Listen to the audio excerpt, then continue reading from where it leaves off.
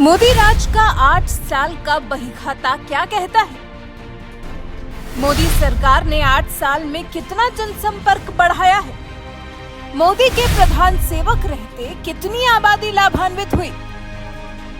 ये 8 साल की रिपोर्ट दी नहीं जाएगी, जनता से ली जाएगी। मोदी राज के 8 साल से कितनी संतुष्ट है देश की जनता? 26 मई 2014 ही वो तारीख थी जब नरेंद्र मोदी ने भारत के प्रधानमंत्री के तौर पर गर्मजोशी के साथ पहली बार शपथ ली थी।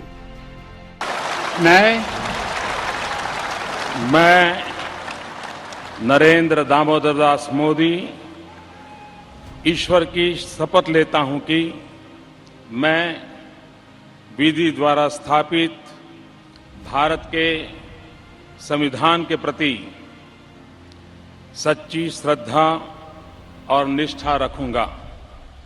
मैं भारत की प्रभुता और अखंडता का अक्षुण्ण रखूंगा।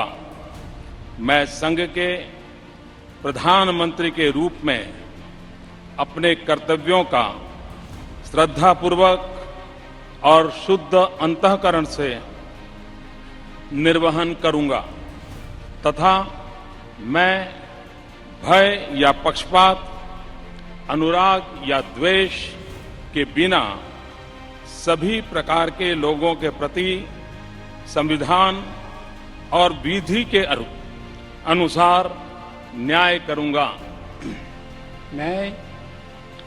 मैं नरेंद्र दामोदर दास मोदी ईश्वर की शपथ लेता हूं कि जो विषय संघ के प्रधानमंत्री के रूप में मेरे विचार के लिए लाया जाएगा अथवा मुझे ज्ञात होगा, उसे किसी व्यक्ति या व्यक्तियों को तब के सिवाय जबकि प्रधानमंत्री के रूप में अपने कर्तव्यों के सम्यक निर्वहन के लिए ऐसा करना अपेक्षित हो, मैं प्रत्यक्ष अथवा अप्रत्यक्ष रूप से संसूचित या प्रकट नहीं करूंगा। वो दिन है और आज का दिन है। आज 22 मई 2022 है। उस बात को 8 साल पूरे होने में मात्र 4 दिन कम है और अब 2 ही साल शेष है तैयारी के कि फिर एक बार प्रधानमंत्री नरेंद्र मोदी इस शपथ को दोहराएंगे। बीजेपी इस कोशिश में अपनी जी जान झोंक देना चाहती है। तभी तो 8 साल पूरे होने से पहले ही इस अवसर का जश्न कैसे मनाना है, शुक्रवार को तय कर लिया गया है। बीजेपी के राष्ट्रीय पदाधिकारियों की बैठक हुई जिसकी अध्यक्षता बीजेपी अध्यक्ष जेपी नड्डा ने की। इस बैठक के दौरान तय किया गया कि कैसे जनता से मोदी सरकार की लाभकारी योजनाओं के बारे में जाना जाए, पता लगाया जाए कि जो देश के अंतिम व्यक्ति तक योजनाओं का लाभ पहुंचाने का सपना मोदी सरकार देख रही है वो उसमें किस हद तक कामयाब हो पाई है। इसके लिए 3 वक्तव्य जारी किए गए हैं जिसमें केंद्र की नरेंद्र मोदी सरकार के कार्यकाल को 8 साल सेवा, सुशासन और गरीब कल्याण बताया गया है।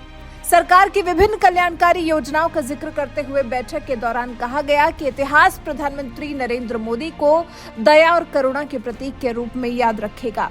बैठक में जो बातें मोदी सरकार के 8 साल के जश्न के लिए तय की गई हैं वो ये कि पार्टी मोदी सरकार के 8 साल पूरे होने का जश्न सेवा, सुशासन और गरीब कल्याण की थीम पर मनाएगी। बीजेपी के राष्ट्रीय महासचिव विनोद तावड़े के मुताबिक सभी केंद्रीय मंत्री लाभार्थियों के साथ बातचीत करने के लिए देश भर के गांव का दौरा करेंगे और रात वहीं बिताएंगे।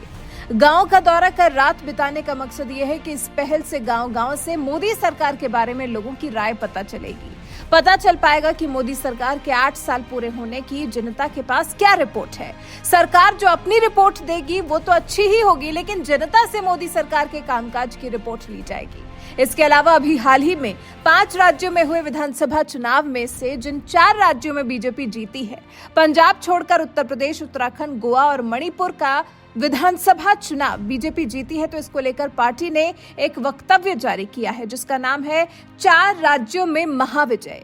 4 राज्यों का महाविजय इसीलिए क्योंकि देश के 5 राज्यों में जहां विधानसभा चुनाव हुए, इनमें से 4 राज्यों में बीजेपी को जीत हासिल हुई है, जिसका मतलब यह है कि प्रधानमंत्री नरेंद्र मोदी के नेतृत्व में देश की जनता की अगाध और अटूट आस्था है। इस वक्तव्य में कहा गया है, प्रधानमंत्री नरेंद्र मोदी के संकल्प और कार्यों ने नए भारत के निर्माण के लिए जाति पंथ की सीमा से परे एक लाभार्थी वर्ग और एक नया MYY यानी महिला, युवा और योजना का समीकरण बनाकर तैयार किया है। इन वक्तव्यों के अलावा इस बैठक में राजस्थान में बढ़ रहे अपराध पर भी चर्चा की गई। राजस्थान की कांग्रेस सरकार को जन विरोधी करार देते हुए राज्य सरकार को किसान और युवा विरोधी भी बताया गया। इस वक्तव्य में कहा गया, कानून व्यवस्था बदहाल, अपराधी बेखौफ और राज्य में जंगल राज। साथ ही कांग्रेस पर तुष्टीकरण की राजनीति करने का भी आरोप लगाया गया है। इस तरह से बीजेपी अध्यक्ष JP नड्डा की अध्यक्षता में मोदी सरकार के 8 साल को लेकर की गई बैठक में 3 वक्तव्य निकलकर सामने आए हैं। इस तरह से जनता के बीच मोदी सरकार की अहमियत का पता चलेगा कि 8 साल में मोदी ने जनता का कितना प्यार कमाया और साथ ही ये भी पता चलेगा कि 10 साल पूरे होने पर जो फिर से चुनाव होगा उसमें बीजेपी के क्या चांसेस हैं। ये पार्टी का छिपा एजेंडा हो सकता है जो वो 8 साल के जश्न की आड़ में पता लगाने की कोशिश कर रही हो। वैसे आपको क्या लगता है, कैसे रहे हैं मोदी सरकार के 8 साल? कमेंट कर हमें अपनी राय जरूर बताएं।